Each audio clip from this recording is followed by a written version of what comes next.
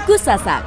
Mereka adalah penjaga budaya, tradisi, serta cara hidup yang masih alami.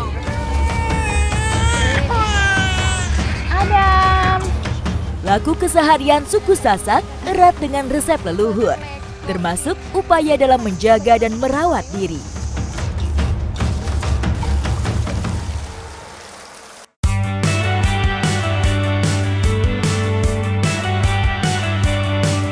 Selama ratusan tahun, tradisi warisan leluhur tetap dipertahankan di tengah keseharian masyarakat Sasak di Kecamatan Gangga, Lombok Utara.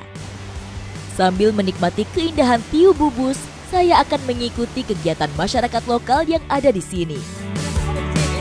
Saat ini saya mengikuti kegiatan sehari-hari ibu-ibu dari Kecamatan Gangga. Nah, biasanya masyarakat sini tuh mempercayai kutu air dapat memberhentikan bayi atau anak kecil yang gampang ngompol.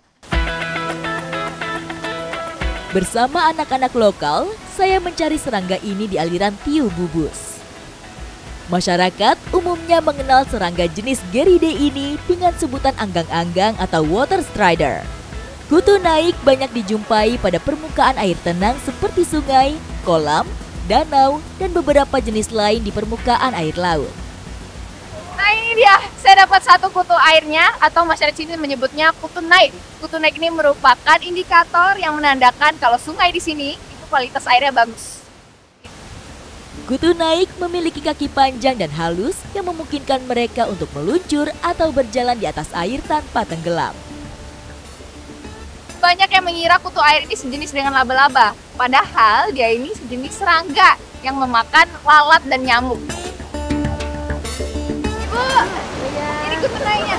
Beberapa ekor kutu naik sudah saya dapatkan. Saya sudah penasaran bagaimana cara membuat balita tidak mengompol dengan serangga ini. Kepercayaan masyarakat sini, kalau anaknya sudah mulai besar, mereka menggunakan kutu air agar bayinya tidak mulai ngompol lagi. Masyarakat Sasak sudah menjalankan tradisi ini secara turun-temurun. Dengan diiringi doa, nenek menggosokkan kutu naik ke perut dan kaki adik kecil. Meskipun secara keilmuan belum dapat dibuktikan, tapi masyarakat lokal di sini percaya dengan menggosok kutu naik akan membuat balita tidak gampang ngompol dan cepat bisa berenang.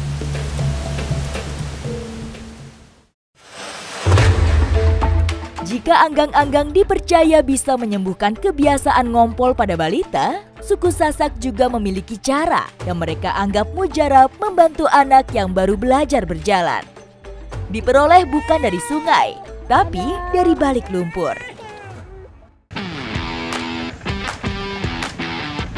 Itu ada akhirnya dapat seke. Masyarakat Sasak biasanya saat musim tanam itu membajak sawah sekaligus mencari belut. Nah, biasanya belut ini itu muncul saat tanahnya itu diolah atau dibajak. Nah, saya akan cari nih belut sawahnya bersama teman-teman. Ikuti jejak saya, jejak petualang. Lokasi tanah yang subur seperti ini merupakan habitat ideal untuk belut sawah. Tanah yang terbalik setelah dibajak membuat belut-belut keluar dari lubangnya. Saya harus jeli melihat pergerakan belut di antara lumpur sawah yang berwarna coklat. Mana? Mana? Oi! Mana? Dapat seke? Waduh! Ayo! Itu! Hati-hati! Bisa! Awas! Dapat? Dapat satu! Untuk nangkap belut ini tuh lumayan sulit karena badannya itu licin sekali. Jadi kita harus kuat nih megangnya. Dapat? Ya. Wih, hebat. Licin banget.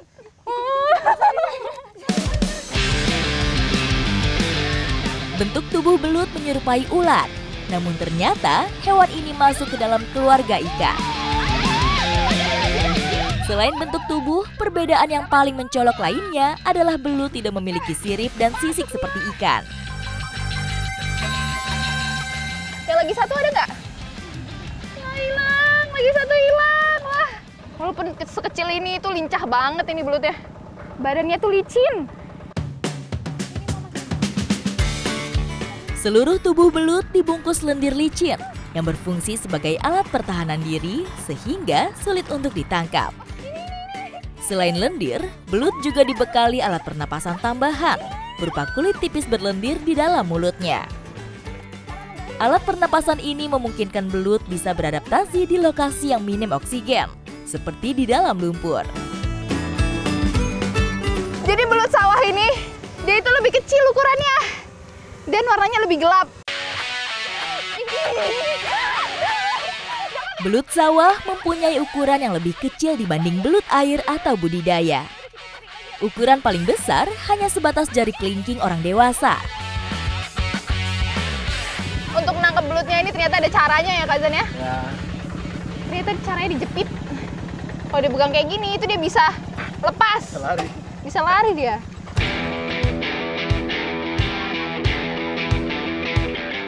Masyarakat Sasak mempunyai cara tersendiri saat menangkap belut. Mereka menjepit badan belut di sela-sela jari, sehingga belut menjadi terkunci dan mudah untuk dipegang. Ada caranya ya untuk megang belut. Ini dia belut yang paling besar kita dapat. Woo! Kak Indah ada dapat. Aktivitas pencarian belut di sawah yang sudah dibajak seperti ini secara tidak langsung juga membantu petani untuk menggemburkan sawahnya sebelum ditanam. Jadi ini karena sudah dibajak, lumpurnya tuh jadi cukup dalam untuk lari sama nangkap belutnya itu lumayan sulit. Ada? Wah, dapat. Asik, dapat lagi. Kejar. Mana?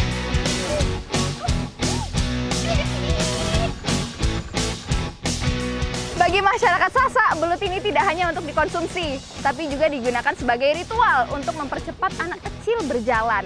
Nah, saya akan bawa nih ke rumah. Ikuti jejak saya, jejak petualang.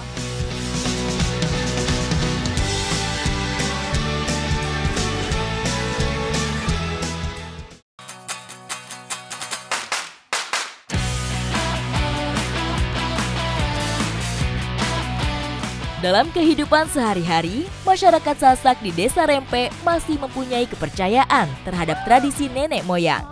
Salah satu tradisi lama yang masih dilakukan masyarakat di sini sampai sekarang adalah pecut belut, atau tradisi supaya anak cepat berjalan. Ini senang loh dia. Sebelum tradisi dimulai, saya bersama Ibu Adam sedang bermain dan mengajari Adam berjalan menggunakan tonda. Tonda merupakan alat belajar berjalan yang terbuat dari bambu. Tonda digunakan sebagai pegangan anak saat orang tua mengajarinya berjalan. Masyarakat Sasak memiliki cara tersendiri untuk mempercepat anak kecil bisa berjalan di umurnya. Nah, sekarang saya akan membawa Adam ke Papu untuk memulai tradisinya. Ayo Adam.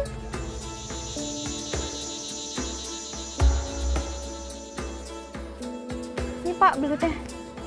Orang tua Desa Rempe biasa menggelar tradisi pecut belut supaya anak-anak mereka cepat berjalan dengan lancar.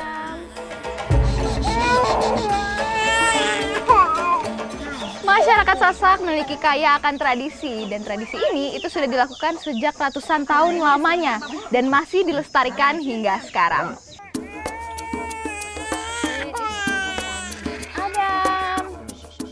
Meskipun secara ilmiah belum dapat dibuktikan kebenarannya, namun masyarakat Sasak di sini percaya doa yang dipanjatkan akan menjauhkan anak dari hal buruk. Selain itu, pecutan belut secara perlahan ke kaki anak dipercaya dapat membuat kaki anak kuat.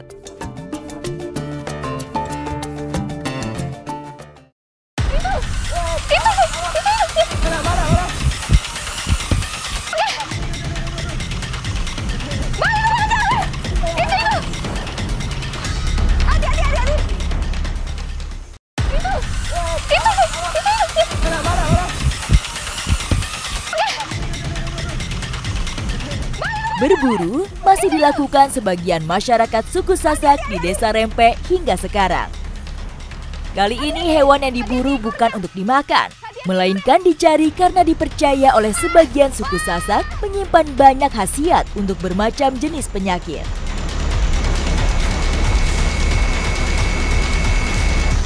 Saat Saat ini saya bersama Bang Anwar dan Bang Rahul, kita akan berburu pejawak yang biasanya ada di semak-semak sekitaran sungai seperti ini.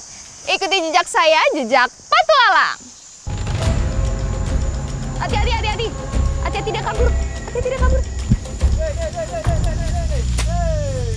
Kami melihat pergerakan binatang yang dicari.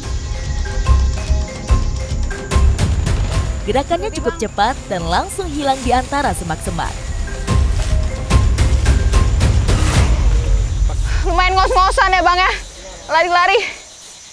Cepet sekali dia larinya. Daerah semak belukar terbuka yang dekat dengan sungai menjadi habitat salah satu kadal besar ini. Mana? Di balik semak, kami menemukan beberapa lubang yang kemungkinan besar menjadi rumahnya. Akhirnya kita nemu nih lubang dari hewan pejawak. Ayo kita cari yuk. Ada isinya nggak? Nggak ada isinya, kosong kayak ini. Wah, kosong. Biawak biasanya aktif mencari mangsa di siang hari dan kembali diam di sarang saat malam hari. Binatang bersisik mirip ular ini termasuk teritorial. Selain mencari makan, siang hari biawak keluar sarang juga untuk menjaga wilayahnya. Kita baru nemu lubang pertama, tapi nggak ada isinya. Kita harus nyari nih lubang yang lain. Ayo Bang, Ayo. kita cari lubang yang lain aja. Tempat lain aja dulu.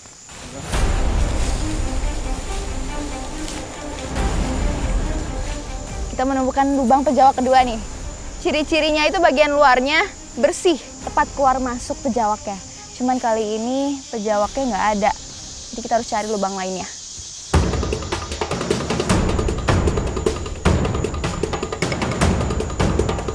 Binatang yang menyerupai komodo ini biasanya berlindung di lubang tanah, celah batu, atau di dalam pohon. Bang Rahul, di sana ada lubang pejawaknya? Ada tapi nggak ada isinya. Bisa di sini juga dia? Bisa. Berbekal ranting, kami menyisir setiap sudut semak.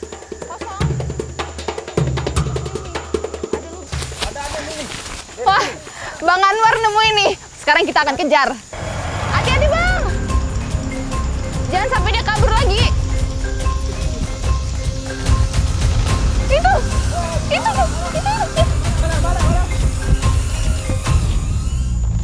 Dengan penglihatan dan penciumannya yang tajam, biawak bisa berburu dan menghindari musuh. Lari ke sungai dia.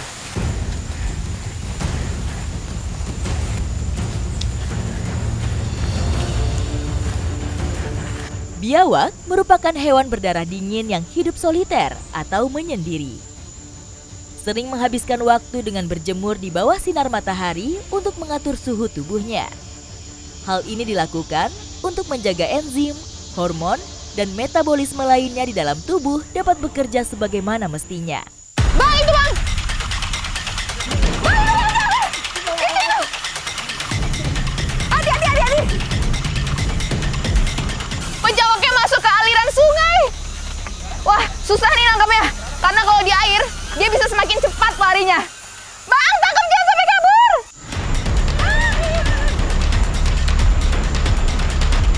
Bang, pejawaknya. Dia sampai kabur. Jangan. Biawak merupakan salah satu reptil yang mahir berenang. Selain cakar yang kuat, kaki biawak juga dilengkapi dengan selaput yang memudahkannya bergerak di air.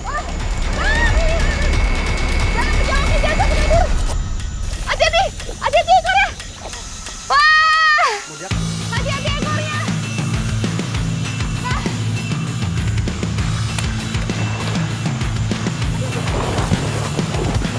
Akhirnya, setelah kita cari-cari, kita dapat pejawaknya. Wah! Jadi bagian utama yang harus kita amankan adalah ekornya nih. Karena kalau dia merasa terancam, dia akan mempecut dengan sangat keras. Selain itu, saya juga harus berhati-hati dengan mulutnya. Karena biawak mempunyai air liur yang mengandung bakteri yang sangat berbahaya. Jadi, saya harus mengamankan kepala dan ekornya sekaligus. Wah, ini jadi termasuk kecil. Karena biasanya itu ada sampai 3-4 kilo. Kukunya tajam sekali. Jadi kita harus hati-hati nih. sama jari-jarinya dia. Daging biawak biasa digunakan masyarakat suku Sasak di Rempe untuk membuat minyak herbal.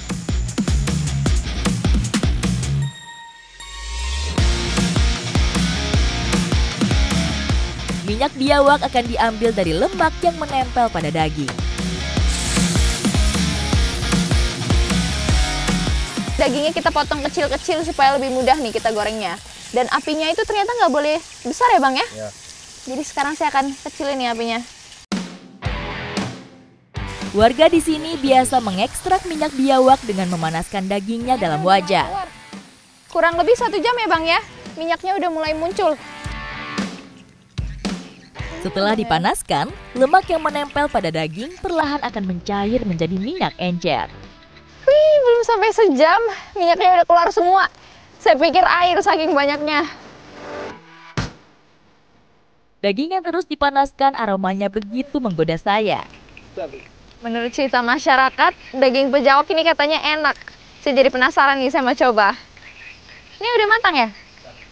Coba ya.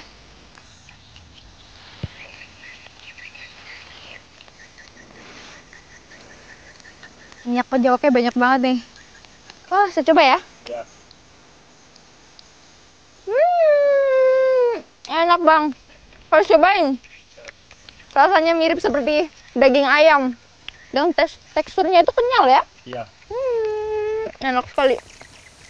Ayo Bang, cobain.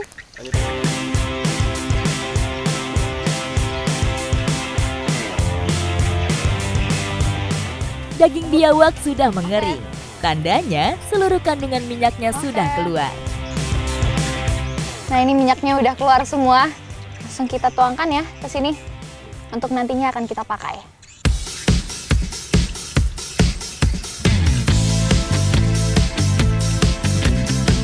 Kemampuan masyarakat Sasak Desa Rempe membuat obat herbal diperoleh secara turun-temurun.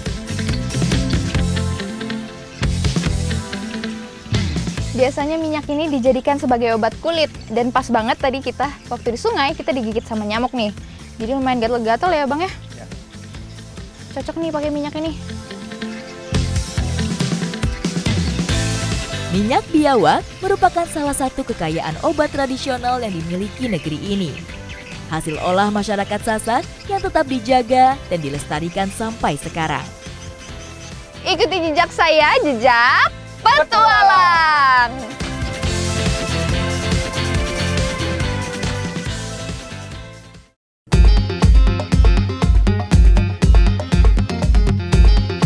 Perempuan suku Sasak dianggap sebagai Bumi Nina atau Ibu Pertiwi bagi masyarakat Nusa Tenggara Barat. Sebagai penjaga tradisi, perempuan Sasak tidak hanya teguh menjaga perilaku, namun juga pandai memanfaatkan alam untuk memelihara kecantikan.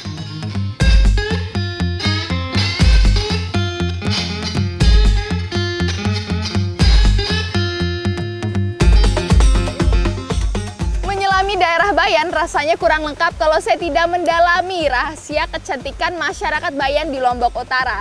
Nah, saat ini saya akan mencari nih salah satu bahan perawatan kecantikan masyarakat Bayan.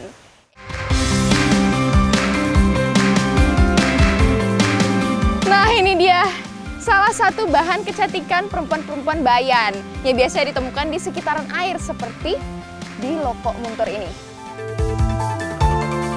Sirih Cina merupakan salah satu tumbuhan yang dapat ditemukan di area teduh dan lembab sekitar sungai. Nah, ini namanya sirih Cina atau masyarakat sini menyebutnya leko Cina. Yang ini perbedaannya dengan sirih biasa itu karena daunnya yang lebih kecil dan lebih berkilau. Bentuknya mirip seperti love nih. Ada nggak? Berbeda dengan sirih yang digunakan sehari-hari, sirih Cina tidak merambat dan berakar dangkal. Untuk mencari tanaman loka Cina nih kita harus jeli nih mencarinya. Karena dia itu ada di antara tanaman-tanaman liar seperti ini nih. Jadi warnanya pun samar. Sirih Cina tumbuh dengan cepat karena menghasilkan banyak biji. Sehingga tumbuhnya bergerombol di dalam satu tempat. Wah, lumayan nih. Kita baru cari sebentar aja. Kita sudah nemu banyak banget ya. Ya, banyak. Tapi pertama-tama kita petik-petikin bagian daunnya ya, karena yang dimanfaatkan itu hanya bagian daunnya ini. Sebelum dijadikan bahan kecantikan, sirih Cina harus dibersihkan dan dipisahkan daunnya. Walaupun leko Cina ini termasuk tanaman liar, tapi manfaatnya banyak sekali. Salah satunya kita jadikan masker karena dapat mencerahkan kulit dan menghilangkan jerawat. Resep kecantikan dari daun sirih Cina sangat mudah dibuat.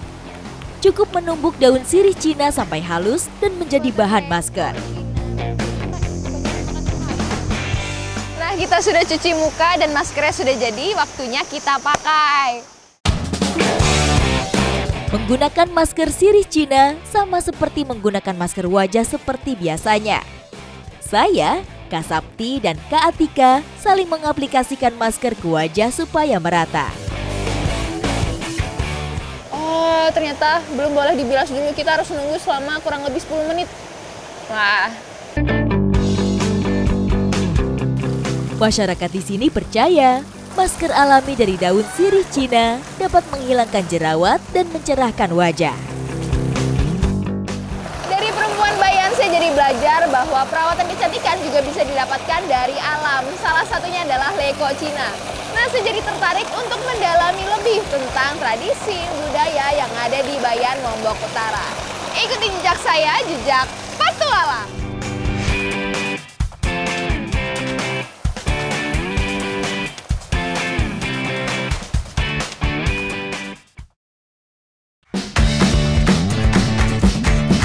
Wilayah pesisir Lombok Utara tak hanya kaya akan potensi bahari.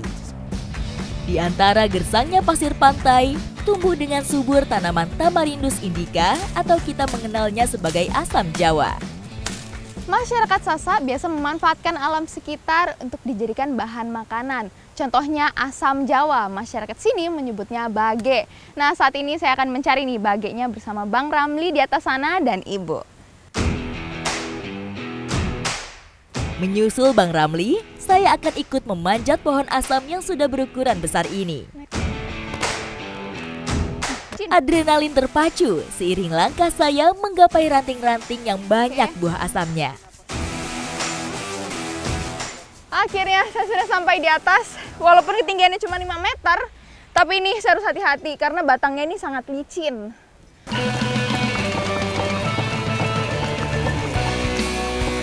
Cara panen buah asam di sini cukup unik. Saya harus menggoyang ranting pohon sampai buahnya berjatuhan.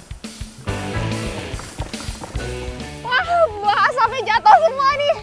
Bu, ambil buahnya. Ini udah dapat banyak, ini banyak. Ayo Bang, goyangin lagi biar banyak nih buah asamnya yang jatuh. Ayo. Buah asam membutuhkan waktu lebih dari 3 bulan sampai matang.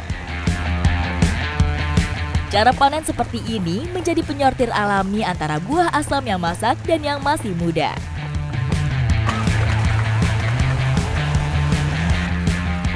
Saya harus berpindah ranting untuk merontokkan buah asam di bagian pohon lainnya. Batang dari pohon asam ini memang dikenal sangat kuat. Jadi untuk dinaikin atau digoyang-goyangin kayak gini itu aman nih.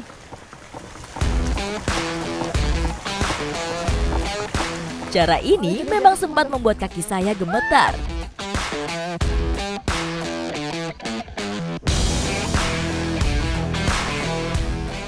Dari tadi saya lihat abangnya makan kayaknya enak nih.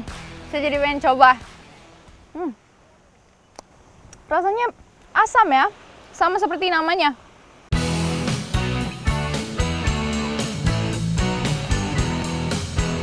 Buah-buah yang jatuh tadi kita ambil dan kita kumpulin. Karena ini cuacanya sudah mulai gerimis. Kita langsung bawa pulang aja ya Bu ya, Bang? Iya. Ayo.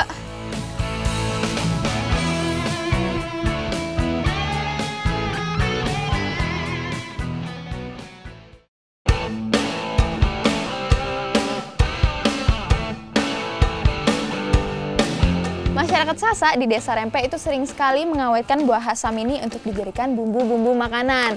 Nah, saat ini saya akan mengikuti nih proses pengawetan buah asamnya.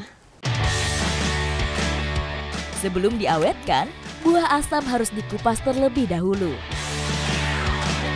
Buah asamnya setelah dikupas lalu dijemur selama 2 hari agar tidak lengket di tangan dan lebih mudah untuk dikupas dari bijinya. Nah, ini nih yang sudah siap untuk diawetkan karena ini sudah dijemur dan dipisahkan dari bijinya. Biji dan daging buah sengaja dipisahkan untuk menghindari kutu yang biasa hidup di dalam biji. Ternyata untuk masukin buah asamnya kita harus mengepal-ngepal dulu biar dia menyatu ya. Iya. Ini nih.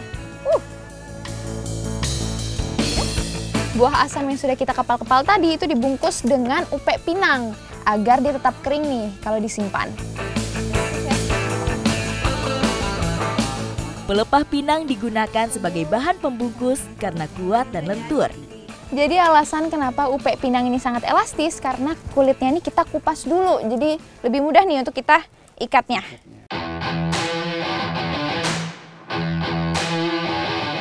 Ikat dengan kuat di kedua ujung pelepah pinang. Kemudian, jahit bagian sambungan pelepah menggunakan bambu. Sudah selesai ya, Mak? Sudah. Sudah selesai? Udah. Nah, akhirnya sudah selesai nih. Sekarang sudah siap kita simpan di dapur. Kita gantung di sini ya. Iya, di sini. Biasanya ini diletakkan di atas tungku agar terhindar dari kutu dan bisa awet selama bertahun-tahun. Hawa panas dari tungku akan melindungi daging asam dari serangga, sekaligus mengurangi kandungan airnya, sehingga tidak akan berjamur dan busuk. Kegiatan sehari-hari masyarakat Sasak itu sangat seru sekali untuk saya pelajari. Salah satunya tradisi lama yang masih mereka lakukan sampai sekarang, yaitu mengawetkan bumbu makanan. Ikuti jejak saya, jejak petualang.